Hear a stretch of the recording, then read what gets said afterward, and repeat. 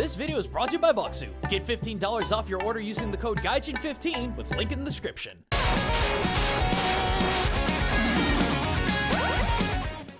Hey everyone, Gaijin Goombah here, and a happy holidays to y'all. And especially you, my friend. I actually got you something this year. Aw, dude, you shouldn't have. Ha! Awesome! My own Boxu! Funny though that we've been sponsored by them for this long and only now did I actually get my own box. Well, after you were chewing on mine last video, I figured it was high time I get you one for Christmas. And no joke everyone, this is a supremely good gift idea. Why? Because there's so much that comes with it.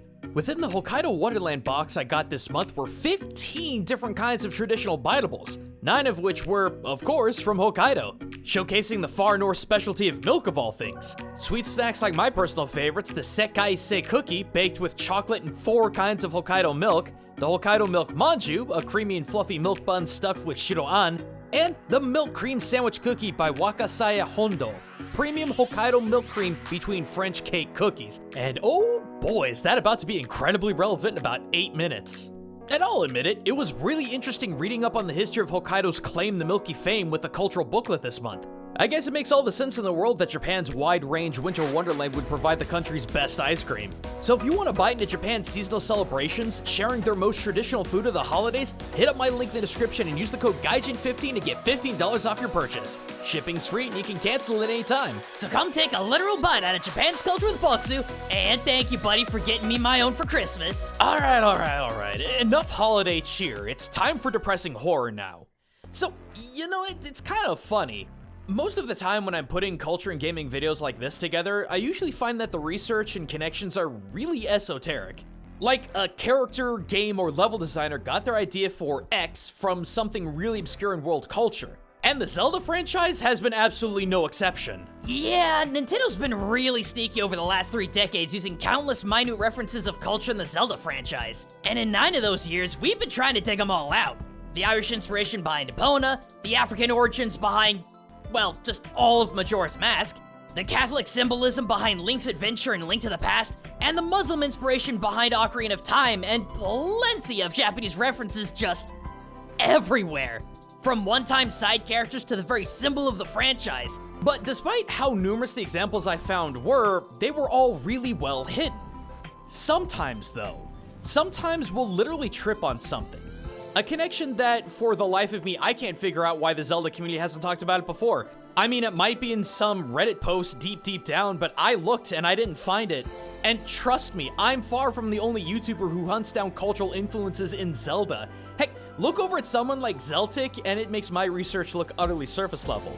But today I want to go over a cultural inspiration in Ocarina of Time that so far I've not really seen anyone talk about. And it's so maddening too because it was right under our noses. Even made into a meme up in the mid to late 2000s as gaming nostalgia was revving up. But this reference isn't some grand location, overpowered item, or legacy character with reimaginings being created to this day. It's a dark place, an unhallowed place. A place that scarred many a young gamer's mind back in the day, myself included. The bottom of the well in Kakariko Village. And I guess that's the most surprising thing of all. One of the most memorably unnerving areas in the whole of Ocarina of Time holds an extensively esoteric secret that we've never really talked about in the community. Whoa, hold on a sec now. How the heck is the bottom of the well esoteric? All things considered, it's one of the more blatant cultural inspirations in the game. It's literally just based around the spooky idea around the Japanese folk story Bancho Sareyashiki. Basically, the thing that inspired Ringu back in the day. Well, that's not exactly what I— Don't worry, bud, I got this. It's obviously no joke that the bottom of the well in Ocarina of Time is one of the most terrifying dungeons in the game, despite how small it is. I mean, have you been listening to this background music? Yeah, that's directly from this dungeon. Within these waterlogged, long-lost halls of horror are a myriad of undead. Gibdos, skull bubbles, re-deads, and everyone's favorite childhood trauma, Dead Hand. But why, you may ask? It's just a freaking well. If anything, it should be granting wishes, or at the very least transport me to fantasy feudal Japan. But Nintendo had something else in mind. A horrifying yet incredibly popular ghost story born within the company's native country, Bancho Sareyashiki. Once upon a time, there was a beautiful servant girl named Okiku who worked for the wealthy samurai Aoyama Tessan. Now, Tessan, being the power-hungry mook that he was, had constantly approached Okiku with lies about love and marriage. Each time, Okiku refused. Resorting to blackmail, Tesson had one of the family's 10 precious china plates destroyed and blamed Okiku for the missing plates. Okiku, knowing her life was in danger, ran to gather the plates to prove her innocence. However, over and over again she counted 1, 2, 3, 4, 5, 6, 7, 8, 9. Again and again she counted, praying that the 10th would be there, but it wasn't.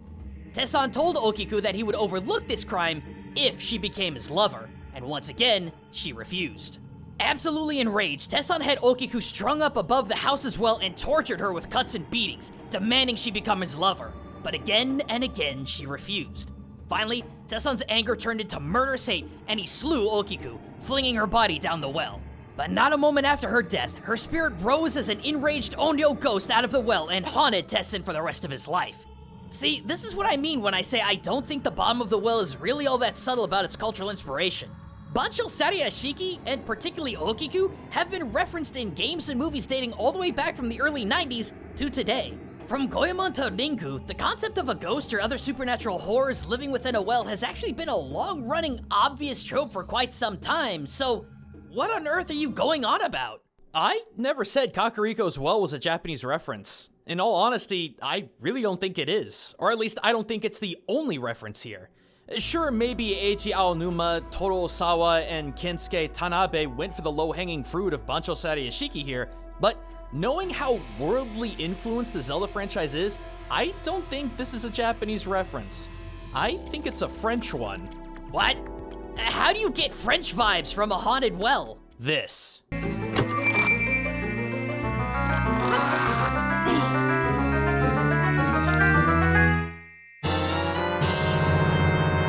So hey, late 20s to mid 30-year-olds in the audience, do you remember what memes were circling around back in 2005?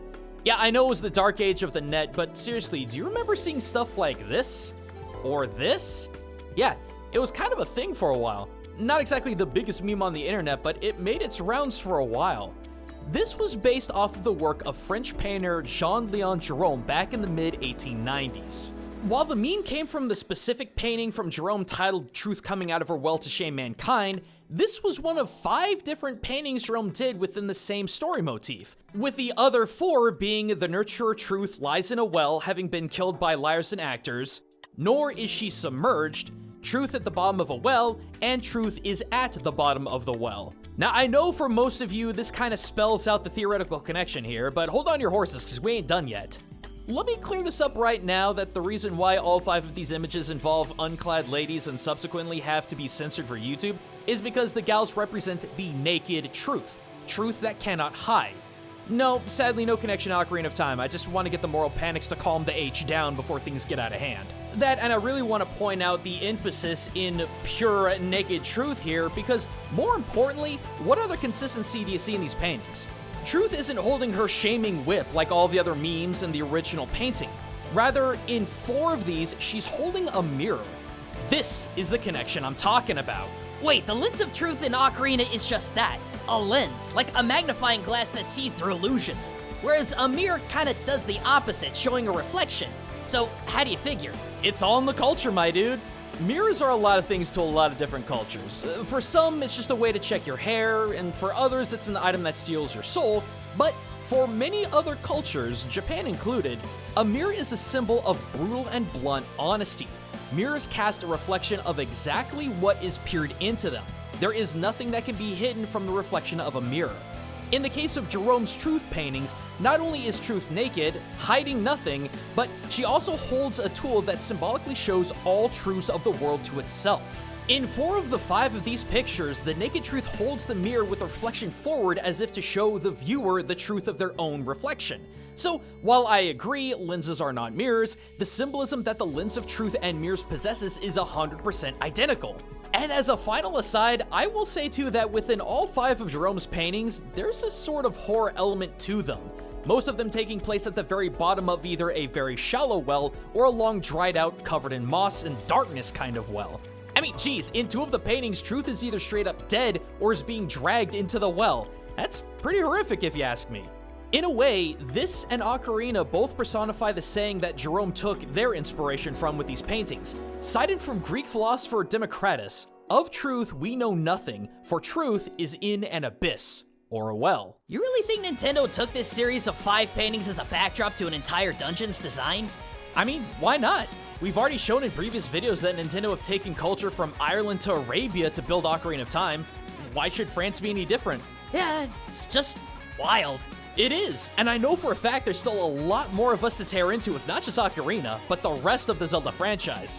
But for now, thanks for watching everyone, and thank you to Boxu for sponsoring this video. Be sure to check out the link in the description and use the code Gaijin15 to get $15 off your order, and as always, thank you to my patrons for continuing to support this channel as well.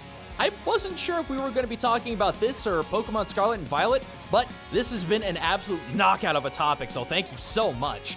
And if you want to learn even more about the world around you from your favorite games, anime, and movies, slap that sub, get notified, and check back to the main page every other week for even more culture and media videos. But until next time, everyone, this is Gaijin Goombah, signing out.